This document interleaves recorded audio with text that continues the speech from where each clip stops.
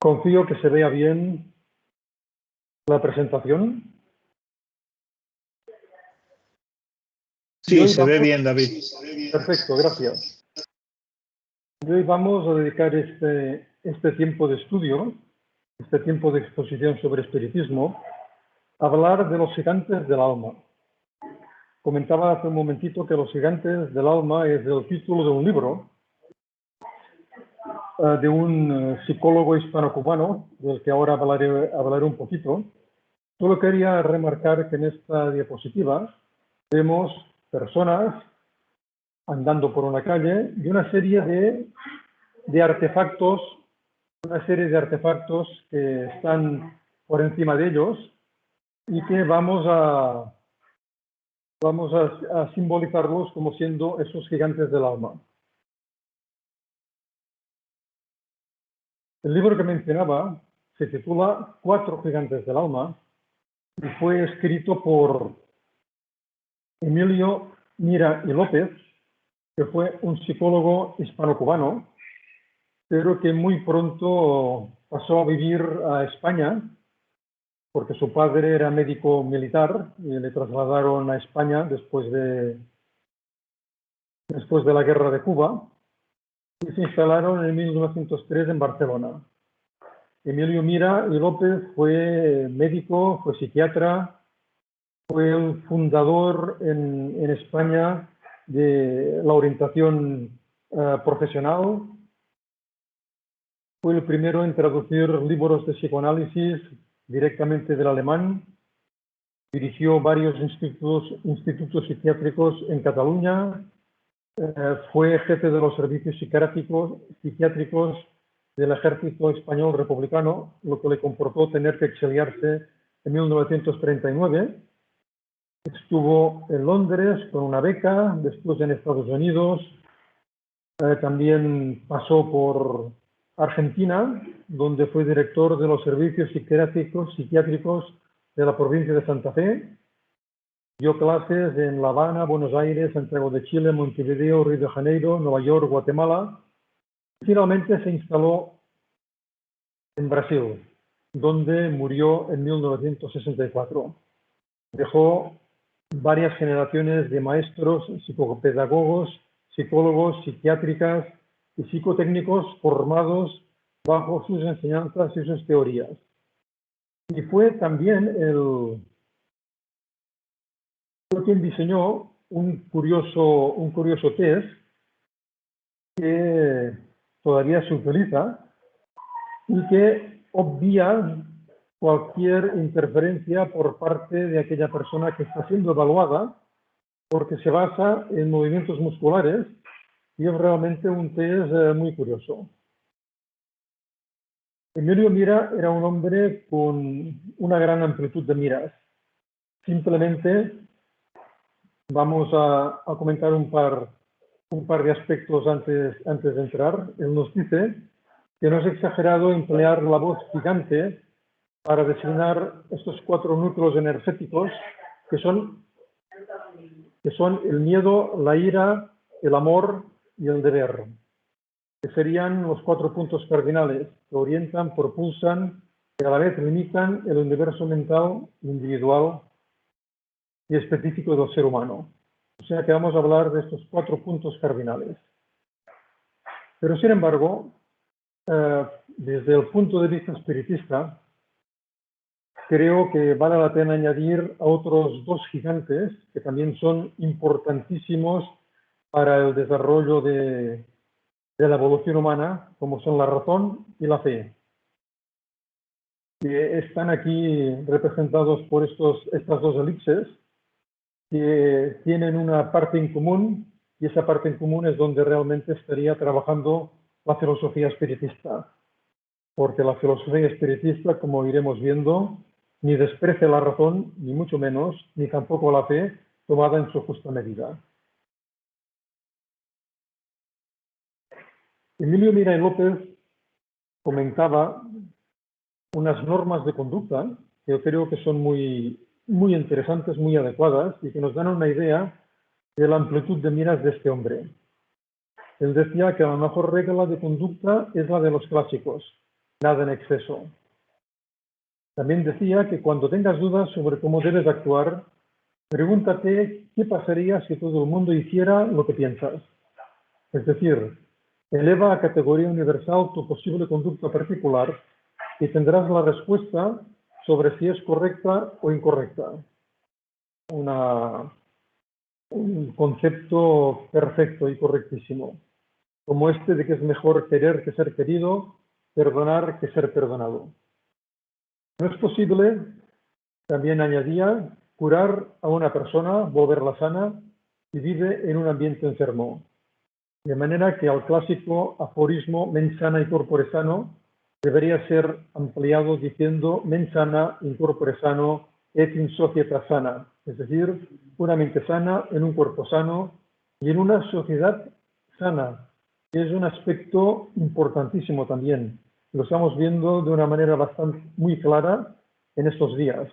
Si la sociedad no está sana, es difícil que realmente las personas, aunque tengamos un cuerpo sano, podamos vivir correctamente, porque esa sociedad insana también nos perjudica y también nos constriñe. El primero de esos núcleos energéticos, el primero de esos 4 gigantes que expone en su obra el doctor Miray López, evidentemente solo daremos algunos bosquejos porque el libro es muy amplio y muy recomendable, entonces no nos va a dar tiempo a dar más que algunos bosquejos sobre lo que él consideraba más importante de esos 4 núcleos energéticos. El miedo, nos dice la RAE, que es la angustia por un riesgo o daño real o imaginario, y también el recelo o aprensión que alguien tiene de que le suceda algo contrario a lo que desea. Lo que sí es cierto es que el miedo es un aspecto de nuestra evolución que nos acompaña desde siempre, desde los primeros momentos. Desde los primeros momentos incluso de los reinos animales y vegetal, ahí el miedo ya está presente. En el reino animal se ve claro, pero también en el reino vegetal. Se han hecho algunas pruebas al respecto de colocar electrodos a unas plantas y en presencia de esas plantas destruir a otros congéneres suyos y a través de esos electrodos, a través de esa conexión, se ve una reacción terrible de miedo por parte de la planta. O sea que el miedo nos acompaña desde siempre. Es uno de los compañeros más fieles que hemos tenido, que tenemos y que sin duda seguiremos teniendo. ¿Podemos considerarlo, pues, como uno de los motores de la evolución? Bueno, no creo que sea descabellado considerarlo así. El miedo, en su justa medida, tampoco es algo que sea tan negativo, porque si los animales no tuvieran miedo, si nosotros, como también formando parte de ese contexto animal, no tuviéramos un cierto miedo en determinadas circunstancias, no estaríamos obedeciendo a nuestro instinto de conservación. En ese instinto de conservación subyace el miedo. Lo malo es que ese miedo se pueda volver patológico, y esto es como todo. Hay muchos aspectos en nuestra vida que, tomados como aspectos concretos de un momento determinado, no son perniciosos para nosotros, pero que si son un recurso habitual, entonces sí que se vuelven patológicos, como el miedo. Entonces podríamos llegar a considerar que el miedo es bueno. No, poco tanto, ¿eh? Poco tanto. El miedo es útil, podríamos decir, pero también hemos de esforzarnos en superarlo, y esta es uno de los signos, una de las señales de nuestra evolución, superar el miedo. El doctor Mira nos dice que el miedo es el heraldo de la muerte. No es ni más ni menos que la emoción con que se acusan en los niveles superiores del reino animal, es decir, nosotros mismos, que estamos en esos niveles superiores del reino animal, los fenómenos de parálisis o de tensión del curso vital que se observan hasta en los más sencillos seres vivos, incluso unicelulares, donde se ven sometidos a bruscos o desproporcionados cambios en sus condiciones de existencia. O sea, reafirmamos que el miedo nos acompaña desde siempre. Sin embargo, discrepamos del doctor Mira cuando nos dice que el miedo es el heraldo de la muerte. La muerte, para los espiritistas, es un concepto que no debería darnos miedo. Eso lo comprendemos perfectamente, porque sabemos que detrás de la muerte no hay la nada, sino que detrás de la muerte está la vida. Seguimos exactamente siendo los mismos en una situación distinta, pero sin haber cambiado para nada nuestro contexto moral, mental ni intelectual. Allan Kardec tiene un texto muy interesante en su obra El cielo y el infierno, cuando nos comenta que por qué los espiritistas no temen a la muerte. Aquí más bien deberíamos decir por qué los espiritistas no deberíamos temer a la muerte. Porque un recelo de la muerte yo creo que lo tenemos todos. A pesar de que podamos estar convencidos de que la muerte solamente es un cambio de estado, a pesar de ello, todos podemos tener un recelo, podemos tener una situación de angustia ante las circunstancias de cómo se va a producir ese momento para nosotros. Y eso sí que puede darnos realmente miedo. Nos decía Kardec, como vemos en este texto, que la doctrina espírita modifica por completo la manera de encarar el porvenir. La vida futura ya no es una hipótesis, sino una realidad. El estado de las almas después de la muerte ya no es un sistema, sino el resultado de la observación. El velo se ha descorrido. El mundo espiritual se nos aparece en la plenitud de su realidad práctica. No fueron los seres humanos quienes lo descubrieron mediante el esfuerzo de una concepción ingeniosa, sino los mismos habitantes de ese mundo, los espíritus, que vinieron a descubrirnos su situación. Así es como los vemos en todos los grados de la escala espiritual, en todas las fases de la felicidad y de la desdicha, y asistimos a todas las peripecias de la vida de ultratumba. Por esa causa los espíritas enfrentan la muerte, o deberíamos enfrentar la muerte con calma, y se muestran serenos en sus últimos momentos sobre la tierra. Totalmente de acuerdo con Kardec, ciertamente. Esta es una de las características positivas que el espiritismo tiene sobre nosotros, que nos ayuda a comprender que detrás de la muerte estaremos tal cual estamos ahora en cuanto a pensamientos, sentimientos, emociones y muchas veces en cuanto a sensaciones. Ello tiene que darnos una tranquilidad frente a esa circunstancia inevitable.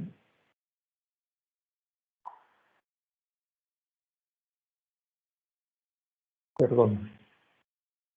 Ahora, seguimos con el miedo. Decía el doctor Mira, en uno de los comentarios en su libro, que los muertos asustan más que los vivos. Los fantasmas angustian y torturan a las mentes ingenuas mucho más de lo que un bandido de carne y hueso. En suma, lo que no existe acongoja más que lo que existe. Sería, sin embargo, injusto negar existencia a eso que no existe en el sentido corriente del término, pues la verdad es que existe en la imaginación, o sea, creado por quien lo sufre, y precisamente por esto no puede huir de ello, pues sería necesario huir de sí mismo para lograr zafarse de su amenaza. Con este texto nos damos cuenta que el doctor Mira no era precisamente espiritualista, incluso en algún texto he podido leer que era ateo, aunque sin embargo, con aquellos puntos iniciales que hemos considerado, muchos ateos deberían tener estas maneras de pensar que tenía el doctor Mira, pero sin embargo en este aspecto realmente desde el contexto espiritista no podemos estar de acuerdo. Aunque los muertos pueden asustar a muchas personas, mucho más que los vivos, realmente es un temor que no hay que sentir. Porque al fin y al cabo los muertos no son otros que las personas que han dejado su cuerpo físico. Cierto que pueden molestarnos, pero también cierto que pueden ayudarnos. No hay una regla general, ni mucho menos, de que esos muertos tengan que ser perjudiciales para nosotros, ni mucho menos. Al fin y al cabo, comprendemos sabemos que esos espíritus que generalmente se acercan a nosotros no lo hacen por casualidad, lo hacen porque tienen una corriente de simpatía por nosotros. O todo lo contrario, porque tienen una corriente de antipatía hacia nuestra trayectoria, hacia lo que hemos sido o hacia nuestra manera de comportarnos. Por lo tanto, depende de nosotros que esa compañía espiritual sea más adecuada o más inadecuada. Depende de nuestros pensamientos, de nuestros sentimientos, de nuestras actuaciones. Y eso realmente está a nuestro alcance, corregirlo, adecuarlo y mejorarlo. El doctor Mira nos dice que hay una serie de estímulos o una serie de agentes del miedo, como el dolor, la pena, la muerte, las enfermedades, la soledad, la propia vida. Hay personas a quienes les asusta la vida y lo que se van a encontrar en la vida. Los instintos, la guerra, la revolución, los cataclismos naturales, todo esto son aspectos que pueden darnos miedo, ciertamente. Desde el contexto espiritista podemos y debemos esforzarnos en enfocar de una forma diferente la conceptuación de estos agentes del miedo. Tanto el dolor como la pena, como la soledad, los instintos, la guerra, pueden ser vistos por nosotros desde otra perspectiva, de una perspectiva mucho más amplia. No quiere decir que nos sigamos también nosotros teniendo un recelo ante estas situaciones. A nadie le gusta el dolor, ni las enfermedades, ni la soledad, ni la guerra, ni las revoluciones, ni los cataclismos. Pero sin embargo, desde nuestro punto de vista, comprendemos que estas situaciones muchas veces son imprescindibles para nuestro progreso. Son situaciones o bien que nosotros mismos nos hemos preparado desde nuestro pasado, desde un pasado equivocado en muchas oportunidades, o son aspectos que necesitamos para nuestro aprendizaje, o son circunstancias globales, como la presente pandemia, que deberían llevarnos a todos a reflexionar y a cambiar de actitud ante las circunstancias complicadas de la vida. Pero esto, si lo vemos perfectamente en la situación actual, no es tan fácil que se lleve a cabo, porque las personas, o muchas personas, el máximo interés que tienen es en volver nuevamente a esas situaciones del pasado, poder superar las dificultades del presente para volver a hacer exactamente lo mismo que se hacía. Y estas dificultades del presente, a veces representadas por estos agentes del miedo que el doctor Mira nos enumera aquí, pues son circunstancias necesarias para nuestra reflexión, para nuestra meditación, para nuestro progreso. El problema es que cuesta entenderlo de esta forma. También nos dice el doctor Mira que el miedo se disfraza de timidez, de escrupulosidad, de pesimismo, de escepticismo, de aburrimiento, de vanidad, de hipocresía, de mentira, de fobia. Estos autores, como el doctor Mira y López, nos ayudan a ampliar muchos conceptos, nos ayudan a ver la realidad de una manera mucho más amplia. No es que el espiritismo no lo haga, pero psicólogos y psiquiatras competentes, como era el doctor Mira, pues nos están diciendo que cuidado, que hay situaciones que muchas veces nosotros mismos podemos tener, como un escepticismo, una timidez, una cierta vanidad en oportunidades, algunas fobias. Pues detrás de todo esto está el propio miedo. Cuanto más sepamos tratar adecuadamente estas circunstancias, más estaremos erradicando de nuestra vida al miedo. El segundo gigante del cual nos habla el doctor Mira es la ira y también el odio. Son dos aspectos totalmente complementarios, la ira y el odio. El doctor Mira en su libro dice que el odio es la cólera en conserva. No es tan espectacular, tan llamativo, tan profuso como es la ira, que es mucho más violenta, mucho más llama mucho más la atención.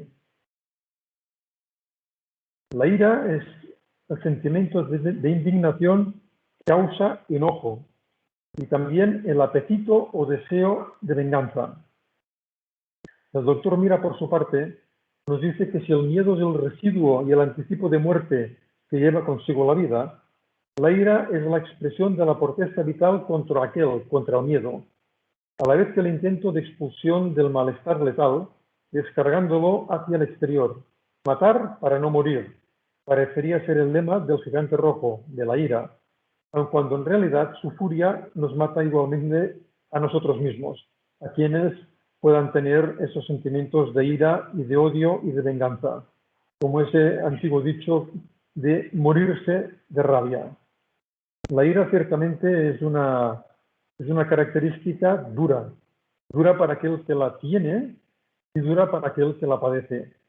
Posiblemente todos habremos pasado por algún episodio de ira, tanto por parte nuestra como haberla recibido desde el entorno en el cual vivimos.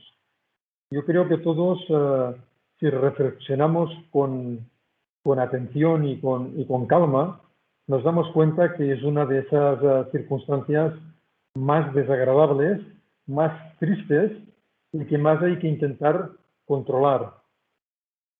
Vulgarmente decimos, mira, aquella persona que ha tenido ese ataque de ira ha perdido los papeles, no sabe lo que se dice, no sabe lo que se hace.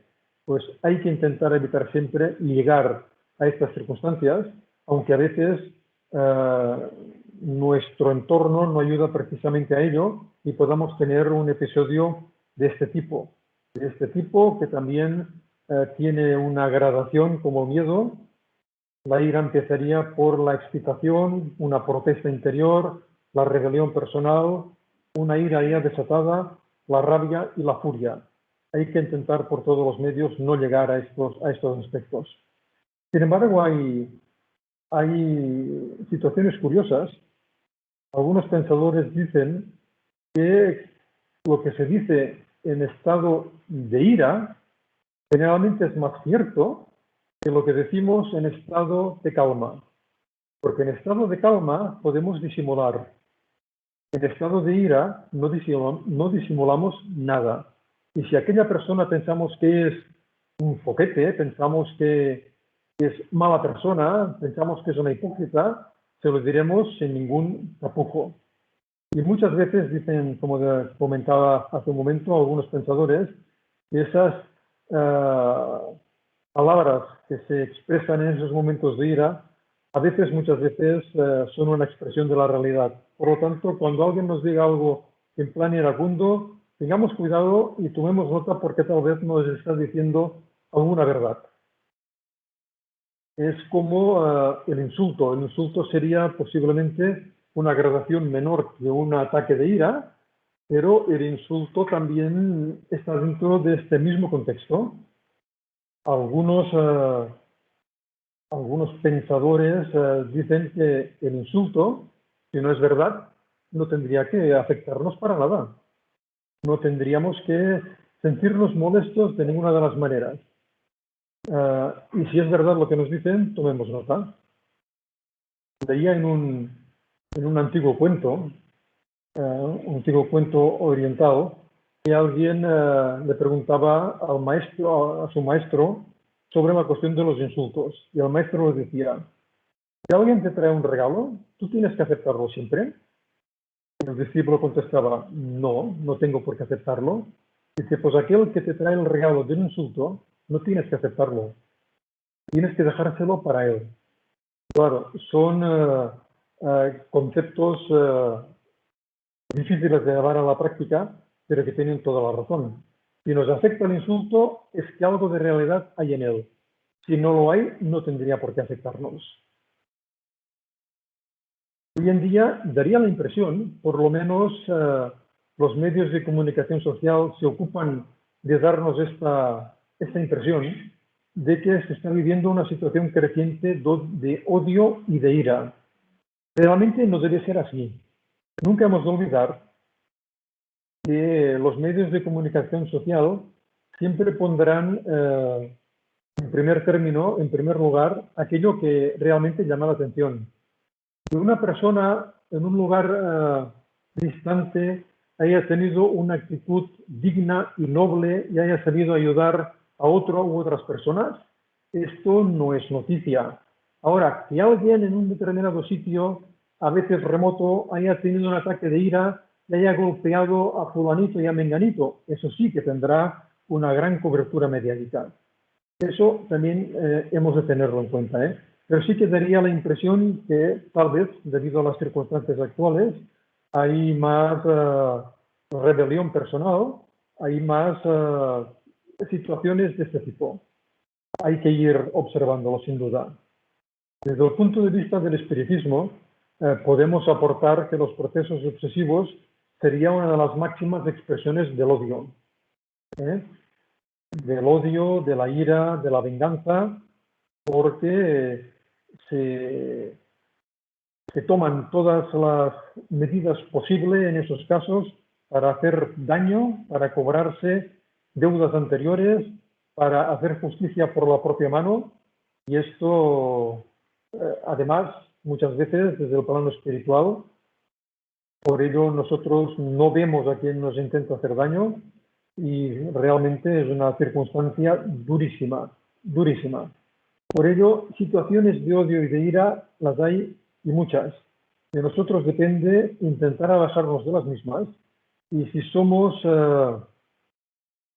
receptores de ellas, tener en cuenta que las cosas no suelen pasar por casualidad y si ello sucede así, será mejor tener una actitud introspectiva, una actitud reflexiva, una actitud de intentar mejorar lo más posible nuestra manera de ser y de actuar, porque nunca sabemos cuáles son los problemas que traemos de nuestro pasado y que pueden realmente comportarnos situaciones de este tipo.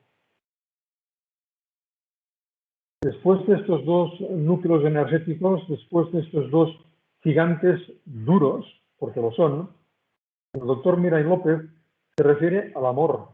El amor es el gran motor de la evolución, es el gran motor de todo, podríamos decir, ¿eh? La RAE tiene una serie de definiciones que realmente no me han convencido demasiado, solamente esta: sentimiento de afecto, inclinación y entrega a alguien o algo.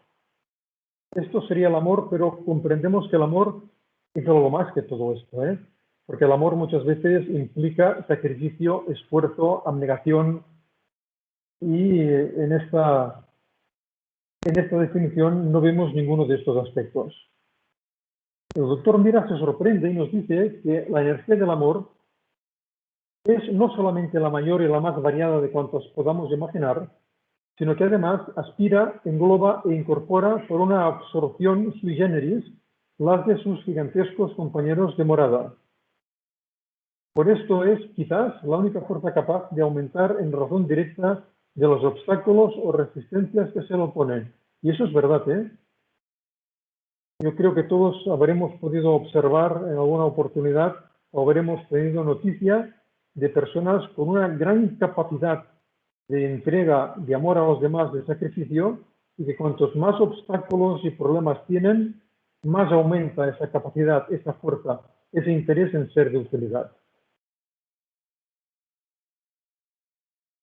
León Denis nos dice en su obra Después de la muerte, donde tiene un capítulo interesantísimo sobre el amor, que el amor es el sentimiento superior en el que se funden y se armonizan todas las cualidades del corazón. Es la coronación de las virtudes humanas, de la dulzura, de la caridad, de la bondad. Es el nacimiento en el alma de una fuerza que nos impulsa, por encima de la materia, hacia las alturas divinas. Nos une a todos los seres y despierta en nosotros felicidades íntimas que llegan mucho más lejos que todas las voluptuosidades terrenas. Es verdad que el amor es un sentimiento superior, pero que los seres inferiores también sienten, también tenemos. No hay que esperar a ser seres superiores para poder actuar en la sombra de ese gigante que es el amor, en absoluto. Los seres inferiores, los seres equivocados, los seres que todavía están empezando esa andadura evolutiva, también tienen esos ramalazos de amor, también tienen esas esos momentos de ese sentimiento superior.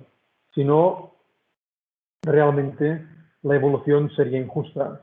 Y solamente una sensación tan elevada como es el amor solo pudiera tenerse cuando fuéramos espíritus superiores, pues realmente desde la inferioridad en la cual estamos la mayoría, no se nos despertaría el interés por progresar, por seguir adelante y por evolucionar. Pero con la ayuda del amor, con esa satisfacción que nos da el amor, es uno de los motores realmente más importantes de nuestro proceso evolutivo. Allan Kardec nos dice que amar, en el sentido profundo de la palabra, implica ser leal, honrado, de conciencia recta, a fin de que hagáis a los otros lo que quisierais para vosotros mismos. Realmente esta es la clave, siempre es la clave, ¿eh? Hacer a los demás lo que quisiéramos que nos hicieran a nosotros es la regla de oro de la ética por antonomasia. Desde siempre ha existido esta regla de oro. Hay que hacer a los demás lo que quisiéramos que nos hicieran a nosotros mismos. Esta es la máxima expresión del amor. Y sigue diciéndonos Kardec que amar es buscar alrededor vuestro el sentido íntimo de todos los dolores que abruman a vuestros hermanos para llevarles alivio. Amar es considerar como propia la gran familia humana, porque volveréis a encontrar en esa familia, dentro de un cierto tiempo, en mundos más avanzados, o no, en mundos más avanzados, o en este propio, o tal vez en otros mundos más atrasados que el nuestro. Por lo tanto, vale la pena considerar siempre la acción benéfica del amor, la acción benéfica de intentar ayudar a los demás. Hay que tener, ciertamente, en los grados de más inferioridad es difícil comprenderlo así, hay que tener siempre un respeto hacia los demás, un afecto hacia los demás, un sincero deseo de ayudar a los demás, si queremos que los demás nos respeten, nos ayuden y nos auxilien cuando tengamos necesidad de ello. También nos dice Kardec que sois infinitamente mejores que hace 100 años. Bueno, tal vez tampoco tanto, ¿eh? ¿Somos mejores que hace 100 años? Seguramente sí. ¿Que hemos cambiado? Sí. ¿Que aceptamos ideas diferentes de las que teníamos hace 100 años? También. ¿Que la libertad y la fraternidad las entendemos mejor? También es verdad. Pero tampoco exageremos. Este mensaje que Kardec refleja en el Evangelio según el Espiritismo, tratado por un amigo suyo llamado Sansón, no sé si le recordaréis. Sansón es un espíritu que Kardec evocó casi de forma inmediata a su muerte y pudo dar ya a las pocas horas de haber desencarnado unos mensajes muy inteligibles, muy interesantes, muy correctos. Eso demuestra que era un espíritu con un grado evolutivo más que considerable. Entonces, él sí que puede considerar desde una amplitud de mira superior a la nuestra que realmente estos aspectos de libertad y fraternidad son mejor comprendidos que tiempo atrás. Para los espíritus superiores, 100 años, 1000 años no son lo mismo que para nosotros. Y esto hay que tenerlo también en cuenta a la hora de leer estas obras. Y finalmente, el cuarto gigante, el deber.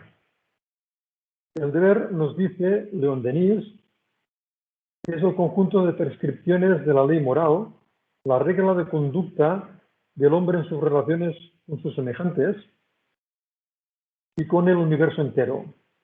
Noble y santa figura se cierne por encima de la humanidad, inspira los grandes sacrificios, las puras abnegaciones y los hermosos entusiasmos. Sonriente para unos, temible para otros, siempre inflexible, se alza ante nosotros y nos muestra la escala del progreso, cuyas gradas se pierden en las alturas inconmensurables.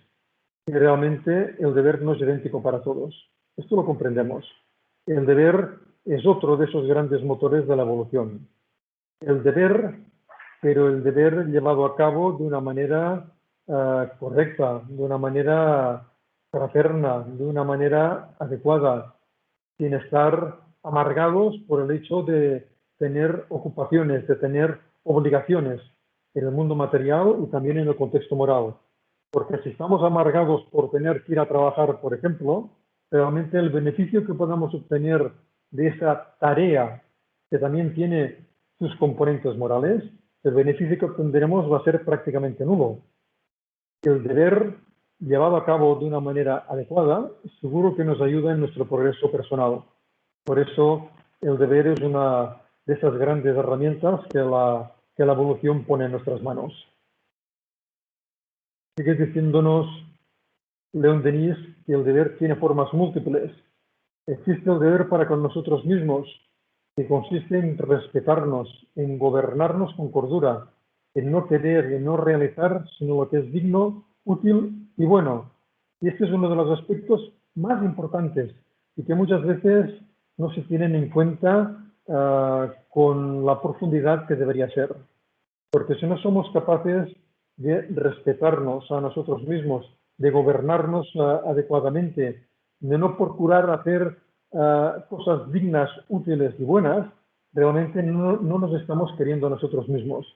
No estamos comprendiendo realmente que el esfuerzo evolutivo parte de nosotros mismos y que hemos de empezar por comprendernos, aceptarnos y respetarnos, aunque tal vez eso que estemos viendo en nosotros mismos no nos guste. Da igual, lo importante es aceptarlo y trabajar positivamente por superarlo.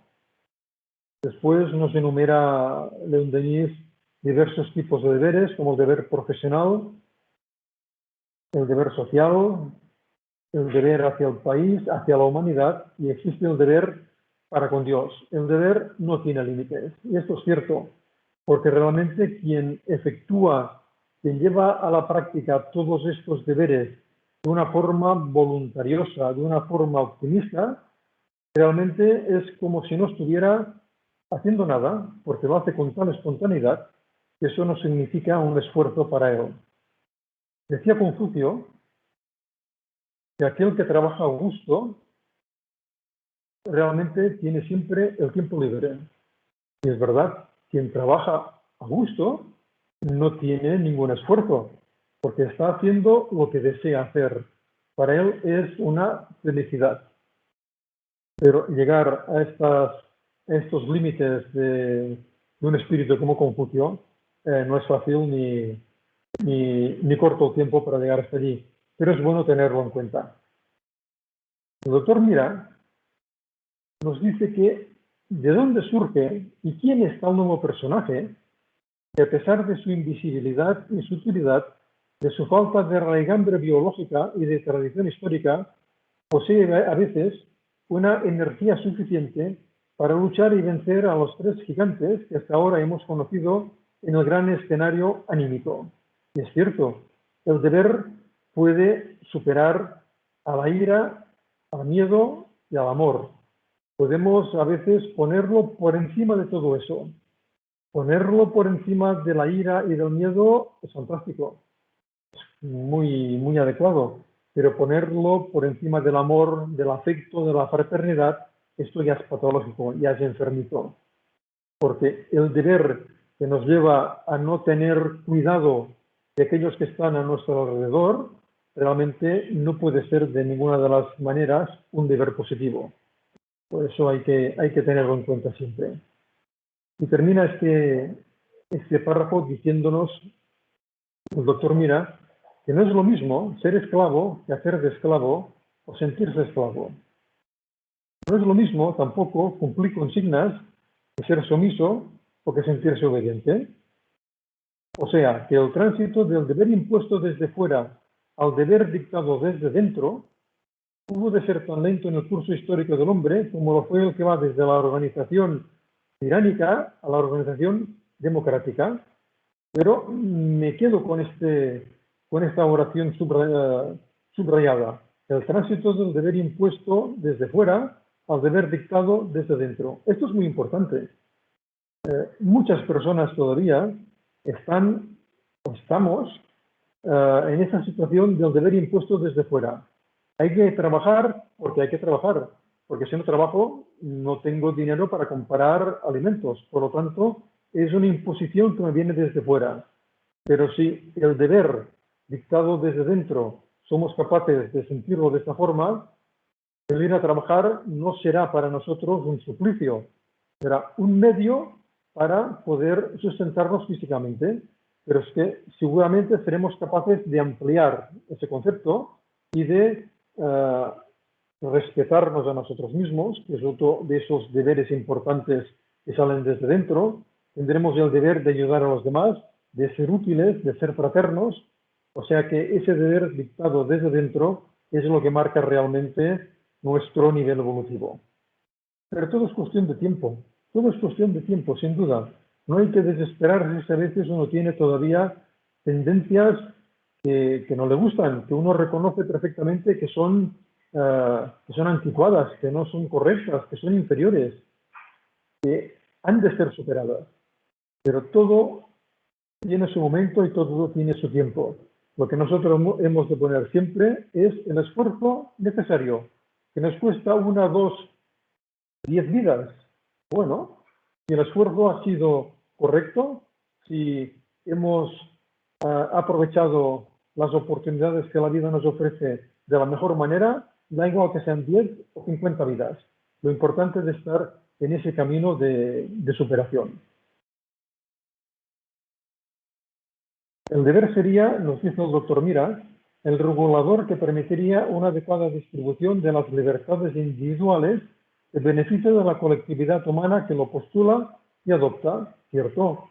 El deber observado y sentido y practicado de una forma superior adecua perfectamente las libertades individuales, porque comprendemos sin ningún género de dudas que nuestra libertad acaba donde empieza la libertad de los demás. Y eso ha de llevarnos a tener una actitud y una manera de vivir adecuada, tranquila, fraterna, resiliente, empática. Sin duda, el deber bien entendido, tiene esta consecuencia. Y concebido de esta forma, nos dice el doctor Mira, el deber adquiere una significación benéfica y se nos presenta bajo una faz lógica y simpática, justa y razonable. El deber llevado a cabo con ganas, con entusiasmo, con ganas de hacerlo bien, aunque no lo consigamos muchas veces, seguro que tiene un efecto benéfico para nosotros, porque comprendemos que estamos en un buen camino, a pesar de que nos cueste mucho esfuerzo, y eso es normal, y que nos vaya a costar mucho tiempo llevarlo a la práctica, pero lo importante es estar en el camino, no ver el camino y no ser capaces de empezar a andarlo. Y termina diciéndonos que en vez de querer hacernos amar el deber, habría que proclamar el deber de amar a todo lo existente. Ciertamente este es el máximo deber. Esto ya es una de las máximas expresiones de una evolución superior. Pero que un hombre como el doctor Mira, que como digo, no era espiritualista, sino más bien de tendencias ateas, pues tiene unos conceptos excelentes. Ya quisiéramos que muchas de las personas encarnadas y desencarnadas de esta escuela que es el planeta Tierra fuéramos capaces de sentir y de tener como él.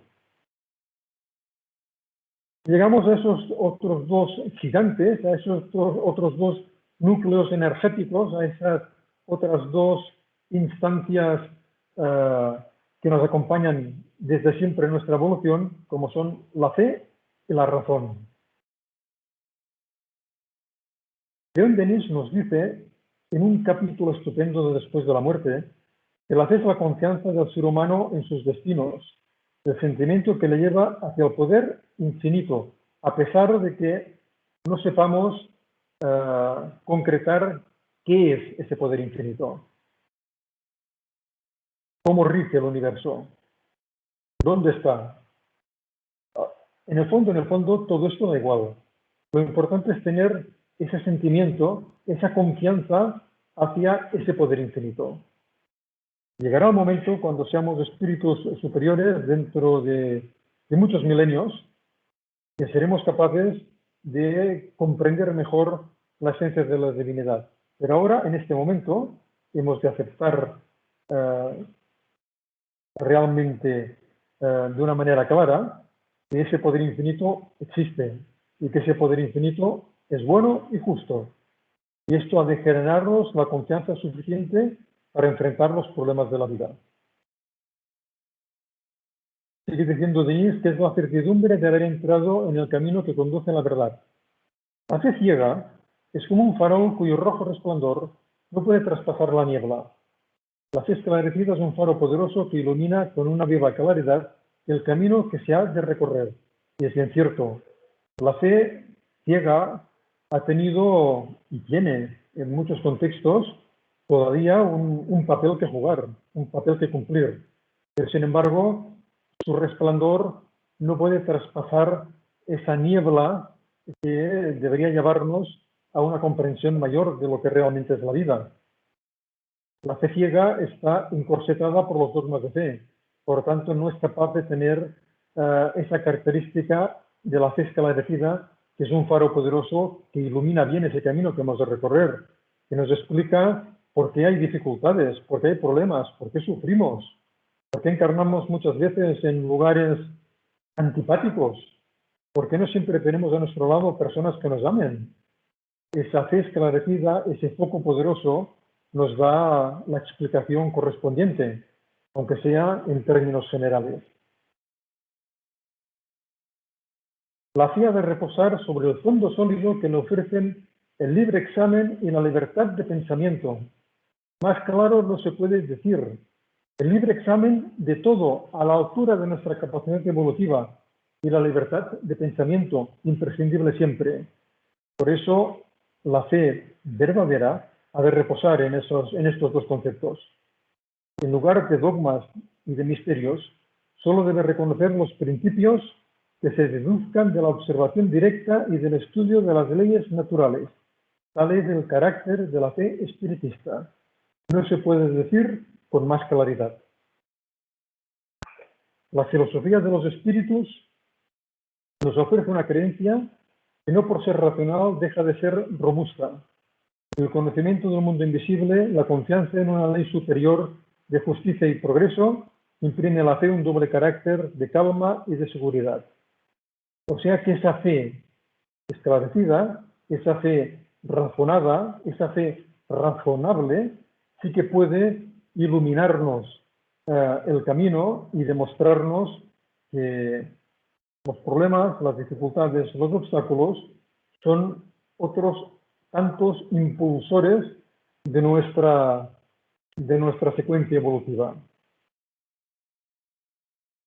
Y el otro aspecto importantísimo sobre el cual se asienta preferentemente en la filosofía espiritista es la razón. La razón que en múltiples oportunidades a lo largo de la historia de la humanidad ha sido menospreciada.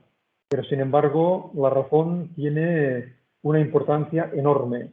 Vamos a leer algunos párrafos del Libro de los Espíritus, en los cuales veremos algunos ejemplos de por qué es importante la razón. En el apartado 872, Kardec nos dice que sin el libre albedrío, el ser humano no tiene culpa por el mal ni mérito por el bien. Esto es a tal punto admitido que en el mundo siempre se censura o se elogia la intención, es decir, la voluntad. Ahora bien, quien dice voluntad, dice libertad. Por consiguiente, el ser humano no puede valerse de su organización, de su cuerpo, de su condición material, como excusa para justificar sus malas acciones sin abdicar de su razón y de su condición de ser humano para equipararse con los animales. No podemos nunca abdicar de nuestra capacidad de pensar, de razonar, porque si lo hacemos, estaríamos retrocediendo, y esto no puede ser. El ser humano, el espíritu humano, no retrocede nunca, pero si abdicamos de nuestra razón, nos estaremos estancando en nuestro camino evolutivo. Por eso la razón es tan importante. En las conclusiones del Libro de los Espíritus, Kardec nos dice que hay dos doctrinas que se enfrentan, el materialismo y el espiritismo. La primera, que niega el porvenir, y la segunda, que lo proclama y lo prueba. Una que no explica nada y otra que lo explica todo. Bueno, yo creo que diríamos que lo explica casi todo, a nivel general, no en cuanto a detalles, pero explica mucho. Y por eso mismo se dirige a la razón. Una que es la sanción del egoísmo, otra que ofrece una base a la justicia, la caridad y el amor al prójimo. La primera solo muestra el presente y aniquila toda esperanza. La segunda consuela y muestra los vastos campos del porvenir. ¿Cuál es más perniciosa? La respuesta es muy fácil. Aquella que no tiene a la razón por base. Y el materialismo no tiene la razón por base. Porque si lo tuviera, se daría cuenta de que lo que expone es incorrecto y totalmente fuera de lugar.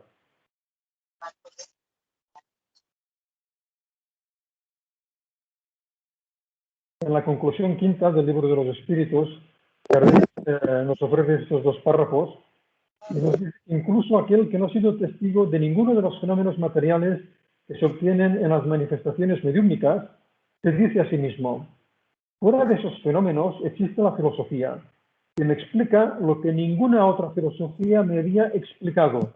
En ella encuentro únicamente por medio del razonamiento una demostración racional de los asuntos que interesan en grado sumo a mi porvenir.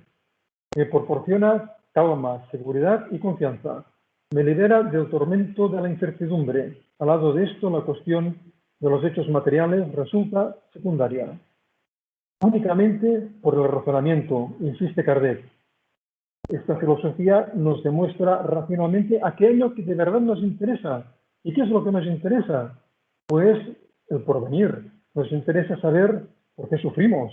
Nos interesa saber que la reencarnación es una ley que nos afecta a todos. Nos interesa comprender que somos responsables de nuestros actos. Todo esto, mediante el razonamiento, el espiritismo nos lo explica de una manera llana, de una manera fácil, de una manera correcta y concreta. El espiritismo es fuerte porque se apoya en las bases mismas de la religión: Dios, el alma, las penas y recompensas futuras. Porque muestra sobre todo esas penas y recompensas como consecuencia natural de la vida terrenal, y porque nada en el cuadro que ofrece del porvenir puede ser rechazado por la razón más exigente. Este es uno de los problemas que tiene el espiritismo, que ciertamente comenta, expone su opinión sobre circunstancias, aspectos que tocan directamente a las religiones: Dios, el alma, la situación futura, las penas y las recompensas, pero lo enfoca desde una forma tan amplia, tan concreta, tan adecuada, tan cierta, que se aparta totalmente de esos contextos de las religiones. Por ello, siempre insistimos que el espiritismo no tiene ninguno de esos contextos religiosos, porque si no, no podría explicar de una manera tan concreta y certera esas circunstancias que atravesamos en nuestras encarnaciones materiales, tan plagadas de incertidumbres, de problemas y dificultades. Y vamos terminando. Esta es una de las frases más emblemáticas de Kardec. Nos formaríamos una muy falsa idea acerca del espiritismo si creyéramos que extrae su fuerza de la práctica de las manifestaciones materiales, de modo que al poner trabas a dichas manifestaciones se lo podría minar en su base. La fuerza del espiritismo reside en su filosofía, en el llamamiento que hace a la razón al buen sentido. Esta es una de las frases que más repetimos y que más resumen perfectamente esta fuerza del espiritismo. Y que al apoyarse en la razón, sigue diciéndonos Kardec, será siempre más fuerte que los que se apoyan en la nada, como es el materialismo.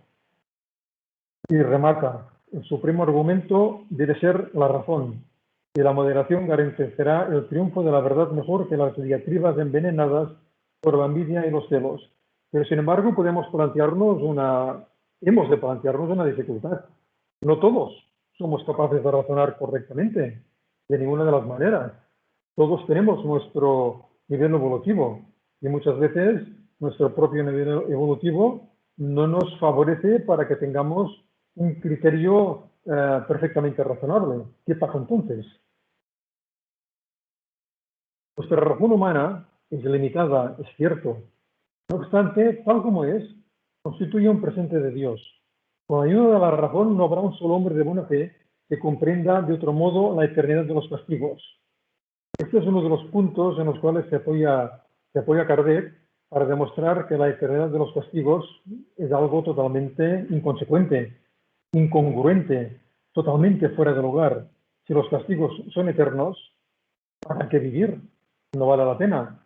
Después de pasar una vida dura, difícil y muchas veces altamente sacrificada, vamos a continuar así por toda la eternidad. No vale la pena.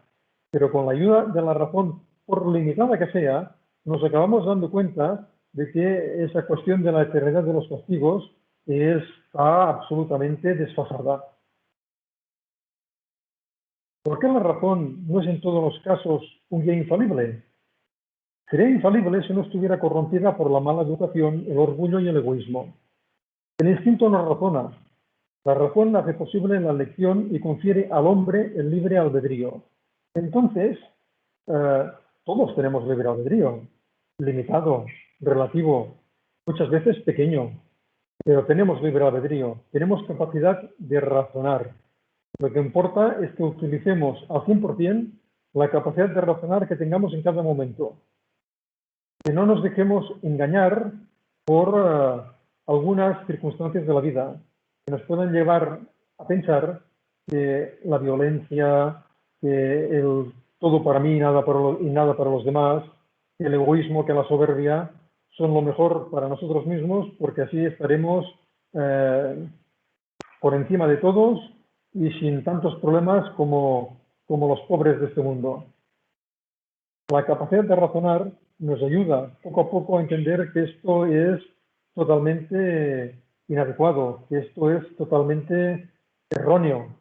Por ello, aunque nuestro libre albedrío y nuestra capacidad de razonar sea pequeña, hay que emplearla siempre a fondo. Y terminamos con un texto muy adecuado para ello, para todo esto que hemos estado refiriendo últimamente, un texto de León Denis, que nos coloca la fe y la razón como siendo las dos caras de la misma moneda.